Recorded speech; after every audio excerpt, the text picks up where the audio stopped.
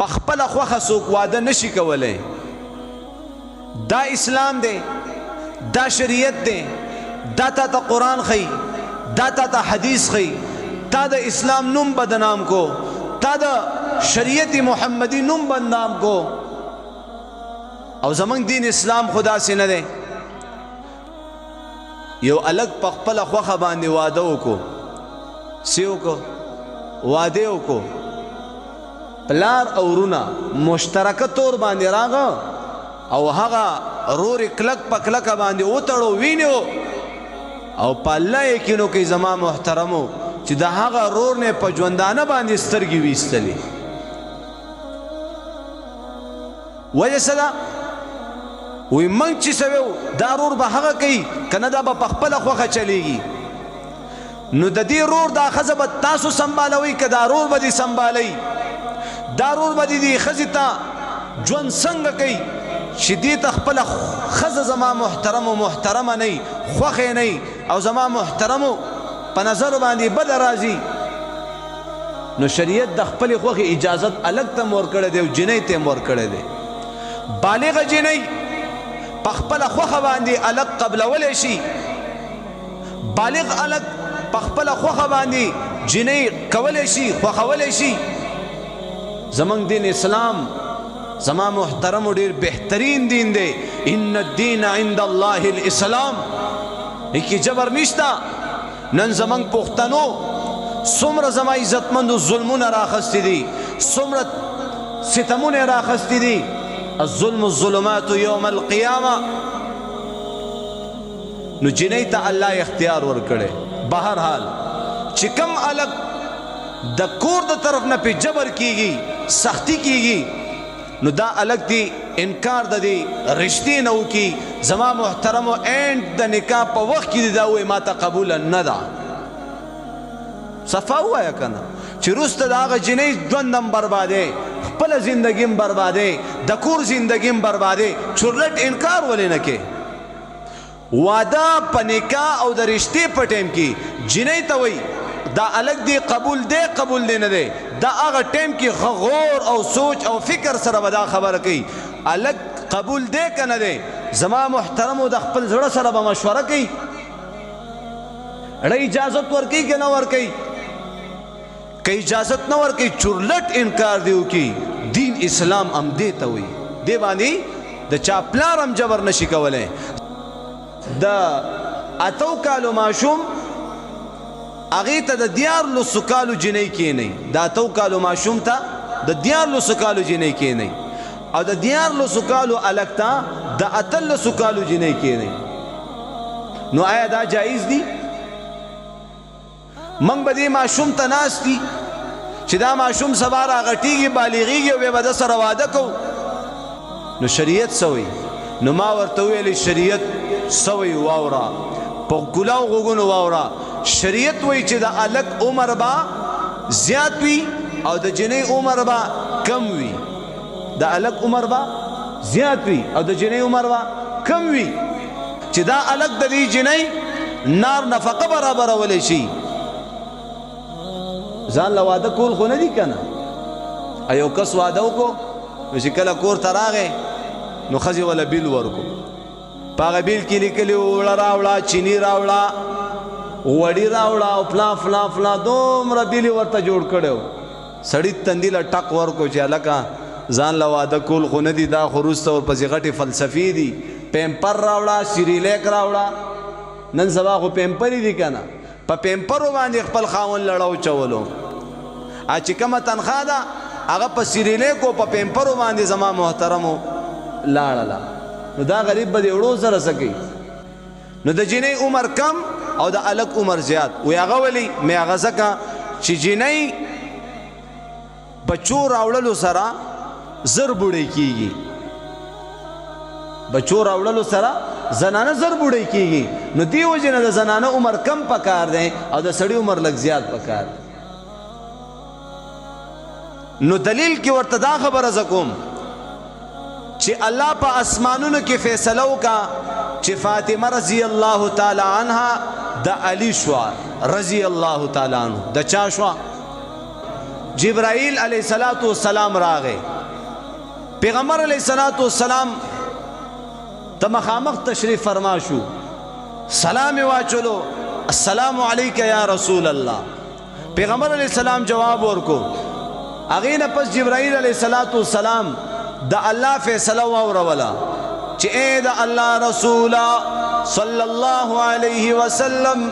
اللہ پا اسمانونو کی فیصلہ کردی دا چی فاطمہ دا چاشوا دا علی المرتضی رضی اللہ تعالیٰ عنہ دا غیشوا تاسو سوائے اوسواوری پیغمبر علیہ السلام ورطا فرمائی چی دا واقع اختیار خو زما لور تا دے چاہتا دے لور تا دے زبا دا فاطمین تپوس کوما سبا کوم تپوس بکوم که فاطمی اجازت اکڑو چی آو علی ما تا قبول لے رضی اللہ تعالیٰ عنہ خوزب ورسرا دا فاطمی نکاح اکما او که فاطمی انکار اکن دی که زست نشم ویلے دلتا دا لور خورنا اجازت اغسل پکار دی کنا پکار دی کنا دا لور خور چی زما محترم پا کم کور کی وقتی رہی دا با طول زندگی تر بڑی تو با پوری تر مرغ پوری پا کم کور کی ناستی نولی دا ستا دا زگر نا پیدا ندا دا ستا دا بدن تکڑا ندا چکل بچے دا نا حق واری اغیلا پا سپیگمو کی حق ورمانڈی او چکل در تلور ہوئی نو بیا ورطوی تا پا حق باندے سکے را ترا مافی کا را تیروبا خوا خیر دے کہ تا خاون پی غورون در کئی خیر دے کہ دا خاون پا کور کی تزلی لکی گی خیر دے کہ زمان محترمو چاخ پل لور خور خرچ سکڑا نن خورسیم کنا دا خلق بتا سو گو رئی قسم پر رب العالمین چاچی لور خر سکڑا چاچی خور خر سکڑا قسم باللہ دا زما عزت مندو دا خنزیر غوخ اخوڑلا دا زما محترمو لور او دا خور سودای اکڑا دا ایمان سودا اکڑا قسم باللہ زدتا انسان نویم زدتا دا زناور نم بدتر ویم چی اغا دا خپل بدن تکڑا راواخ لی و پچای خر سکی او دا نکاح پٹیم کی بسوئی یارا بس دم رکم مہر بیاد کی دم رکم مہر چی پاغی باندیو تروڑا وڑم نکی نو پتہ ہو لگی دا چی شیخ خرس کرے دے علتے پنٹ اخستے وی دلور زندگی تباہ و برباد کی پیغمبر علیہ السلام دلتا دا دی خبر ندا خبر ظاہر اکڑل امت تا چی دا خپل لور او دا خور نبا تپوس کی چی کما بالغ وی اپا خپل فائدہ و نقصان بانی پوئی گی کم خلق چی نابالغ جی نکی ودی او آغیل رشتہ کی نو آغی دا پارا پلار پوئی گی بیا مشران پوئی گی دا آغی دا پارا دی خز بہترین زی دیندار و خلقو کی او نیک الگ سرا دا آغی رشتو کی خلقی بے غاخون نہیں شپک خز بے مڑی شوی او زمان محترمو عمر رسیده بوی او دا ظالم با پلگو پیسو باندی دا سور لسو کالو دا گل غنطا کی جنیب آغا بودا تا ورکی دا بتا سو کتلی نو دا ظلم نده دا بے انصافی ندا نو آغا زمان جاہلیت غنطا کی نن وقت کم ظلم و ستم شروع دے چی آغا خلقو با جوندی لوریانی خخولی او نن وقت کی دا لوریانی زمان عزتمندو خرسی گی دا غین زیاد زیم جوندی خخ کا مڑے کا خو خرسوے ممڑا زما پنیز باندې مڑے کا ویو لے اوڑس کی سب ختم شي خدا غریب دا خاون پکور کی اللہ چکم پا دردونو تکلیفونو سر وقت رہی زما زړه جاڑی ولی دا انسان ندا ولی دا دی سر کی سترگی نشتا دا دی پا بدن باندی لوٹ او تکلیف نوی او بدلون نہ شریعت بدلون جائز کرے دے نہ شریعت لور او خور خرسول جائز کرے دی او نہ دا لور او خور زما عزت مندو پا میراث کی ورکول جائز کرے دی دا دی انگور نہ بتپوس کی گی چستا دا بل دا لیور دے قبول لے کنا دے کہ آغا زنانا آغا الگ قبول کو خو نکاح پی ورسر اوکی او کہ قبول نکو پدمانی با جبر نکی گی نن الگ مرشی بس داغا خزا چی کم دے بس دا پلانکی روری دے بس دتا بے پنکا ولی دومرا خرچم پی کردی دا دومرا پواده باندیم خرچی کړي دي دا به چېرته ځي دا جنۍ به اوس د پلار کور ته ځي یا به دا بل سره واده کوي نه جي نه که د جنۍ زړه چوي او که هر څه کېږي که دنیا ورانېږي خو زما عزتمندو که د دې جنۍ دا هلک خوښ وي او که خوښې نه وي که دا لیورې خوښ وي او که خوښې نه وي بس هغې ته یې ور په نکاح کوي دا بالکل شریعت د دې خبرې قطعا اجازت نه دی ورکړی نو د دې نه به څه کېږي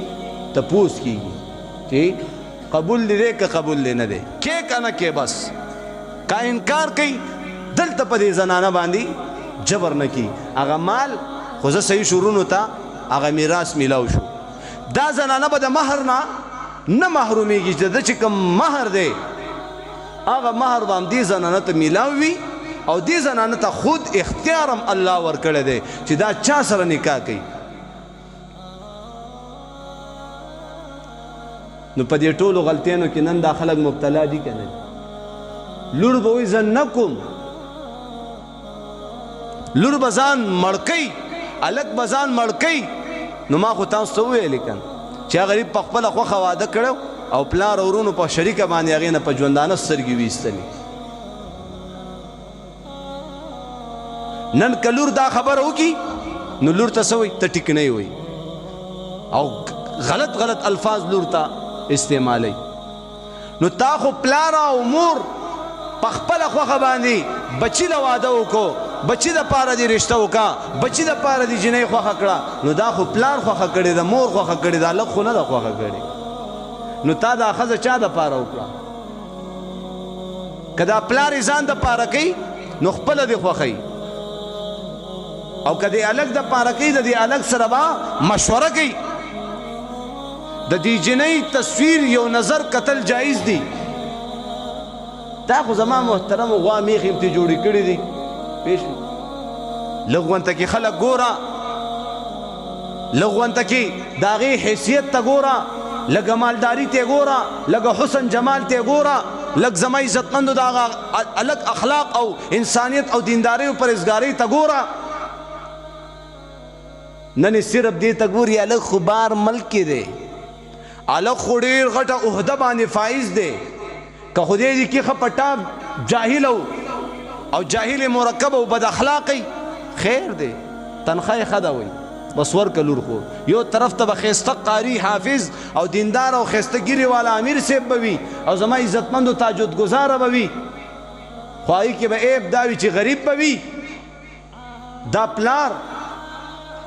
خپله لور دله نه ورکوي او هغه زما عزتمندو بوډا لی ورکوي چې په خوله کې غاښونه هم نه وي خو چې لږې پیسې ورته میلاوي شي هغې لی ورکوي خو دلی نه ورکوي دا ټول ظلم او ستم شروع دی او بدلون تا ما نه جینۍ کړې ما تا نه کړې ته زما په لور باندې ظلم کوه زه به ستا په لور ظلم کوم که تا هلته زما لور یو سوک ووهله دلته به بې ګناه ستا لور له په دې مخ باندې سوک ورکړلی کېږي داسې ده که دا شریعت دی دا ما تا ته شریعت ښیي والله چې د قیامت په ورځ یې الټه راځوړند کړي نه وو دا یاد ساتئ بدلون جایز نه دی قطعا د دې شریعت اجازت نه دی ورکړی نو یو کس هغه همدقه شان بدلون باندې ښځه کړې وه ښې خوښه وه او ډېر د زړه کور وي 15 بچي وتې نو هغه خپله خور چې کوم بل هلک ته ورکړې وه د هغې کور جوړ نه و درز او غب به و په وړه وړه خبره باندې بس اخره کې څه وشو طلاق واقع شو هغه هلک هغه خور یې وله طلاقه کړه او بس را رخصت یې دلته دې مور په دې هلک باندې زور را شروع کړو چې شابه دا به اوس طلاقې څه به کې دا به طلاقې او دا به پرېږدې نه ولې ستا خور یې طلاقه کړې ده د دې غریبانانو ښه ښایسته ژوند دی که ښه ښایسته کور یې دی د هغې خپلو منځ کې څه خبر راله د هغې په وجه باندې د دې کور هم تباه شو خو تباه شو نو هغې دومره مجبوره کو چې د 15 بچو مور زما عزتمندو هغې ترې نه خلاصه کړه شابه د زوی کمرې ته به راشي خبره شوې ما چې ستا په خور باندې فلانکي لاس اوچت کړی دی شابه ووه شابه دا ښه وډبه وه بدله ترې واخله دا ظلم نه دی دا شریعت دی دا انسانیت دی دا موږ مسلمانانی دا په کم طرف باندې دا خبرې روانې دي. نو اول نمبر کې به دې خبرې خیال ساتو چې زما محترمو د الګ دینداری به ګورو. او حدیثو کې مشکات شریف کې حدیث موجود دی حسن اول نمبر کې دینداری بیا حسن او بیا مالداری چې مالم ورسره داسې جنۍ کول پکار دي چې زما محترمو د هغې اول نمبر کې دینداری دویم نمبر کې حسن دریم نمبر کې مالداری مالم ورسره. نو چې اوس ډیره ښایسته او ډیره مالداري او دینداره نه او ستا قدر او عزت نه کوي او ستا خیال نه ساتي او ستا د حکم د لاندې زندگی نه تیروي او تا سره کور نه کوي او زما عزتمندو هر چاته دې رسوا کوي او شرمنده کوي د سره به څه کوي بیا د سره به څه کوي. دلته زما یو ملګری دی دومره په خوښه باندې واده وکړو اوس دې سپېږمې له راغلی ما ته څه وایي قاري صاحب وایي چې کور ته راشم وایي پته نه وي چې ښځه مې چېرته تلې ده وایي فون به راپسې وکړي چې زه خو مرې کې یم چېرته یم مرې کې یم او خپلو ملګرو سره او زما پلانکې رشته داران دي هغې سره مرې ته راغلی یم مالداره دي که نه غټ دغه والا دي مې شابسې اوس پې اورېدلی نو مخکې ورځو کې خبر شوم چې سړي هغه هم فارغه کړه بله یې وکړه نو مې اول دې خبرو ته سوچ ولې نه کې ګوره څومره لوی تکلیف مخې ته راغی خپل څادر سره خپې غځول پکار دي او بعضې خلک نه خامخا خپلو کې واده کول پکار دي بار به نه وځي که خدای دې کي که د دې جینۍ او هلک یو بل خوښ یو که خوښ نه وي تا چا ویل بار واده نشي کولی دې خاندان نه بار وتل ګناه ده منبر نه د حق وینام دا ده چې زما محترمو د هر یتیم د پاره د کونډې د پاره د هر مظلوم د پاره د زنانه د پاره د نوجوان د پاره आवाज اوچت کړلی شي او د دنیا دا نظام ختمېدو والا دی موږ به لوږه برداشت کو خیر دی مقتدي ته ماله جومات ته مه راځه ته په ما باندې غوړ زیړ بند کا روټۍ بنده کا تنخوا بنده کا خدا خوله به انشاءالله العزیز د حق ندا اوچتولو نه بنده نشي او چې کومه ورځ باندې دا خوله د حق ویلو نه بنده شوه نو یاد ساتئ چې هغه ورځ باندې قاري صاحب به شهید شوی وي وفات شوی به وي یاد ساتئ.